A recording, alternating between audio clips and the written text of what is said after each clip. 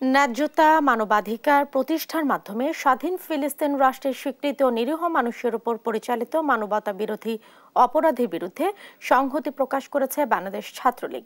বিভিন্ন দেশে বন্দী শিক্ষার্থীদের মুক্তির দাবি করেন ছাত্রলীগ সভাপতি। এনআই নাহিদের রিপোর্ট, জানাচ্ছেন নাফিয়া ফারজানা।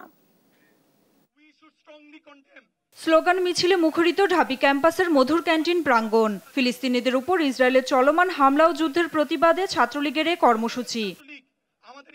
বাংলাদেশ ছাত্রলীগ নানা কার্যক্রমের মধ্য দিয়ে তারা এ কর্মসূচি পালন করে।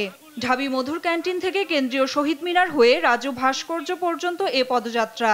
বিশ্ববিদ্যালয়ে ফিলিস্তিনিদের পতাকা উত্তোলন, শিক্ষার্থীদের সমাবেশ হয়। এ সময় ছাত্রলীগের সাধারণ সম্পাদক শেখ ওয়ালি আসিফ ইনান, ঢাকা বিশ্ববিদ্যালয় ছাত্রলীগের সভাপতি মাঝহারুল কবির স্বয়ংসহ ছাত্রলীগের কেন্দ্রীয়, ঢাবি শাখা এবং বিভিন্ন হল শাখার হাজারো নেতাকর্মীরা উপস্থিত ছিলেন। বাংলাদেশের ছাত্র সমাজ ফিলিস্তিনে হত্যাযজ্ঞ ও আগ্রাসন বন্ধে বিশ্ব সম্প্রদায়ের প্রতি আহ্বান জানান। আমাদের রক্তের রং ফিলিস্তিনি। সেজন্য ইউরোপ এবং আমেরিকার বিশ্ববিদ্যালয়ের ছাত্ররা আজকে বলে আমাদের রক্তের রং ফিলিস্তিনি। ফিলিস্তিনের উপর যে আক্রমণ চলছে তার বিরুদ্ধে বিশ্বব্যাপী আন্দোলন গড়ে তুলতে হবে বলে জানান ফিলিস্তিনের শিক্ষার্থীরা। Spark that started in Columbia University and spread throughout the USA universities and all universities around the world. And as we stand today in solidarity with those people, ফিলিস্তিনে হত্যাযজ্ঞ আগ্রাসন বন্ধ করতে হবে বলে জানান ছাত্রলীগ সভাপতি সাদ্দাম হোসেন।